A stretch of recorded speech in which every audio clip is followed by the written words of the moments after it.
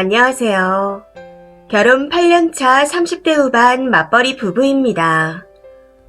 명절이 다가오니 문득 생각나는 게 있어 글을 써보네요.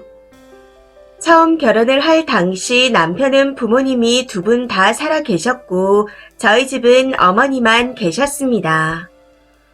그런데 결혼 후 첫 명절에 남편이 양가에 돈 들어가는 건 인당으로 계산하는 게 공평한 거다 라고 주장하기에 몇 년간 계속 인당으로 계산해서 드렸습니다. 명절이든 어버이날이든 용돈을 드릴 땐 항상 그랬었죠. 그러다가 결혼하고 딱 5년 뒤에 시아버지께서 갑작스럽게 돌아가셨습니다. 당시 남편과 어머님께서 많이 힘들어 하셨기에 옆에서 힘이 되기 위해 많은 노력을 했었죠. 그런데 정말 황당했던 건 명절이 돌아오니 남편이 이전과 마찬가지로 시댁에는 100만원, 저희 집에는 50만원을 용돈으로 챙기더라고요.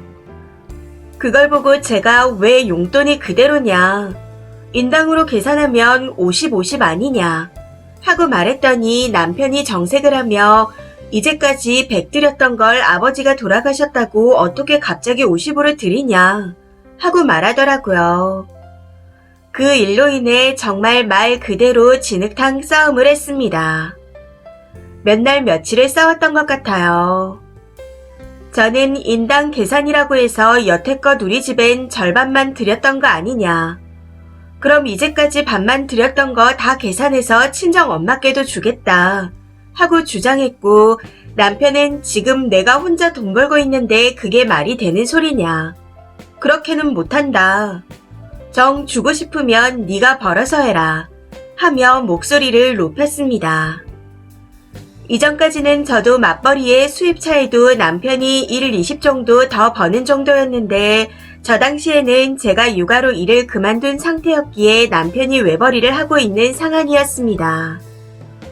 물론 아이를 위해 서로 상의를 한 후 일을 그만둔 거였지만 저도 되도록이면 손에서 일을 놓고 싶지 않았던 사람이었고 그건 남편도 잘 알고 있었습니다. 그런데 그걸 다 아는 사람이 저딴 소리를 하니 정말 미치고 팔짝 뛰겠더라고요. 그래서 알겠다. 내가 벌어서 내가 주겠다. 대신 앞으로 시댁일에 나는 끼워 넣을 생각하지 마라. 내가 번 돈에 터치할 생각도 하지 마라. 하고 통보한 후 저는 시댁과 연을 끊었습니다. 그러고는 바로 아이를 보낼 어린이집을 찾았고 일자리를 구해 알바부터 시작해서 제가 번 돈은 제 마음대로 쓰고 있습니다. 당시 싸우면서 내가 번 돈에 터치하지 말라고 했던 것도 이유가 될 수 있겠지만 제가 일을 다니면서 남편에게 집안일은 절대 안 시키고 힘들어도 악착같이 혼자서 다 하고 있거든요. 그러니 남편도 제가 번 돈에 입을 댈 수 없는 처지라는 걸 알고 있으니 아무 말도 못하고 있는 거겠죠. 사실 제가 이렇게 말씀드리면 맞벌이를 하면서 집안일을 왜 혼자 다 했냐 하는 의문이 드시겠지만 여태까지 악착같이 혼자 다 했던 건 나 혼자서 벌고 있는데 왜 이제까지 드렸던 금액을 다 계산해서 장모님께 드려야 하냐. 하고 싶으면 네가 돈 벌어서 해라. 하고 남편이 말했던 게 마음에 맺혀서였습니다. 그리고 제가 미련한 행동을 한 걸 수도 있겠지만 남편이 벌어온 돈은 생활비로 쓰고 있으니 저도 제가 번 돈을 생활비로 안 쓰려면 집안일은 혼자서 하는 게 맞다고 생각했습니다. 그렇게 해서 제가 번 돈은 제가 알아서 쓰는 게 당당하다 생각을 하고 있고요. 아무튼 그렇게 지내다가 작년 여름부터는 아예 직장을 구해 달에 200을 넘게 벌기 시작했습니다.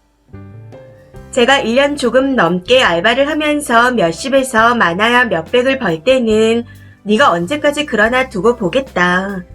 이런 식이더니 이제는 혼자 조용히 집안일을 슬쩍슬쩍 하면서 제 눈치를 보는데 진짜 웃기고 자빠져 있다는 생각만 듭니다. 그래도 남편이 애 아빠로서 아이한테는 잘하는 사람이기도 하고 이런 일로 이혼까지 하는 생각이 들어 아직까지는 이혼을 할 생각이 없습니다. 그리고 제 스스로가 이혼이라는 건 큰 벽이라 느끼고 두려움도 있기에 현재까지 이렇게 살고 있네요. 그런데 남편으로서는 저 사건 이후로 너무 실망스러워 곱게 보이지가 않습니다. 그래서인지 언제까지 이렇게 살아야 하나 싶기도 하네요. 어떻게 보면 별거 아닐 수도 있는 일이지만 저한테는 혼자인 친정엄마를 못 챙긴 것 같은 죄책감이 들어 죄스럽기까지 했습니다. 물론 남편도 남편대로 다 나름의 이유가 있었겠지만 그게 뭐가 됐든 저는 이해하기 힘들 것 같습니다. 지금 글을 쓰면서도 곰곰이 생각해보니 이게 뭔가 하는 생각에 허무하기도 하네요. 다들 알아서 잘 살겠지만 저처럼 바보가 되지 마시고 자기 것 잘 챙기면서 네 집 내 집 차별 없이 잘 사시길 바라겠습니다. 긴 글 읽어주셔서 감사합니다. 댓글입니다. 첫 번째. 꼭 인당 소리하는 사람들이 보면 나중 일은 생각을 안 하더라고요. 자기 부모님은 100년 해로할 거라고 너무 당연하게 여기는 것 같습니다. 자기 생각보다 금방일 수도 있는데. 근데 이혼도 안 해 애도 키워 집안일도 해 돈도 벌어와. 자기 본가랑 관계만 신경 끄면 남자 입장에서는 개꿀인 것 같네요. 두 번째. 더치페이 하는 것도 아니고 양쪽 집안 챙기는 걸 인당으로 나눈다는 게 웃긴 발상 아닌가요? 이 글처럼 100 주던 걸 50으로 줄이는 것도 반으로 줄어든 용돈을 받는 부모 입장에서는 서운할 수도 있는 일이고, 용돈을 늘리면 늘렸지 줄이는 것도 참 못할 짓이니까요. 남편이 너무 코앞만 보고 본인이 유리한 대로만 행동하다 보니 이런 결과가 나왔다고 생각합니다. 세 번째. 저는 집안일 악착같이 해낸 거 잘했다고 봐요. 꼴랑 알바해서 몇십만 원 벌어오면서 꼴에 맞벌이라고 집안일 하라고 했으면 그 사이에 얼마나 비아냥대고 사람을 깔보고 무시했겠나요. 입도 뻥끗 못하게 만들어 놓고 정기주기를 구했으니 남편이 씹으릴 게 없어진 겁니다. 그래도 이제는 제대로 된 맞벌이이니 집안일을 넘기세요. 벌이나 생활비 가지고 태클 걸면 지금까지 전업으로 살았던 거, 그리고 맞벌이 하면서도 집안일 한 거, 아이나 길렀던 것 등 어떻게 계산해서 나눌 건지 물어봐요. 나는 할 만큼 한 것 같고 공평한 걸 좋아하는 것 같아서 공평하게 하려는데 왜 나만 희생하고 양보하고 참아야 하는지 납득 가능하게 설명해보라고 하세요. 직장이 있으니 남편도 건방지게 이혼을 함부로 입에 담지는 못할 겁니다. 네 번째. 저희도 그랬어요. 시부모님 두 분 계실 땐 50까지는 아니지만 10만원씩 해서 20만원을 드렸고, 저희 엄마는 혼자 계셔서 10만원을 드렸는데 시아버지가 작년 이맘때 돌아가셔서 작년부터 10만원씩 드렸습니다. 그랬더니 남편이 왜 그것만 드리냐고 뭐라고 하더라고요. 그래서 난 우리 아빠 살아 계셨을 때도 두 분 합쳐서 10만원 드렸다. 이번에는 두 분이 혼자 계시니 10만원씩 할 거다. 그렇게 속이 아프면 당신 돈으로 드리던가 해라. 하고 말했습니다. 제가 안 보니 뭐 어떻게 하는지는 모르겠지만 저는 계속 10만원씩 드리고 있네요. 다섯 번째. 님이 벌어서 당당한 건 좋은데 집안일 반반 시키세요. 시댁은 계속 손절하면 되고 집안일 반반은 똑같이 해야죠. 그리고 어차피 이혼 안 할 거 요구할 거 제대로 하고 사세요. 멍청하게 혼자 다 감당하지 마시고요. 그거 대단한 게 아니라 멍청한 겁니다. 님도 할 말 하고 개소리하면 엎어버리세요. 아이한테 잘하는 거요. 그건 부모로서 당연한 겁니다. 당연한 걸 하는데 참 고맙기도 하겠네요. 여섯 번째. 부럽네요. 쓰니 멋있어요. 저는 글을 읽으면서 정말 잘했다고 생각했습니다.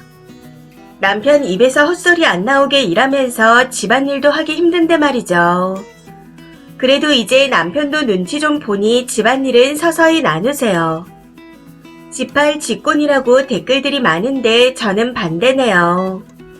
내가 큰 소리를 치려면 상대가 반박 못하게 하는 게 제일 좋다고 살면서 느꼈거든요. 쓰니는 그걸 실천한 거고요. 이제부터 큰 소리 치면서 사세요. 늦은 거 아니냐고 하실 텐데 고작 몇 년 고생으로 앞으로 살 날을 큰 소리 치며 살 수 있다면 저는 쓰니처럼 사는 게 더 맞다고 생각합니다. 이 사연은 여기까지입니다. 시청해주셔서 감사합니다.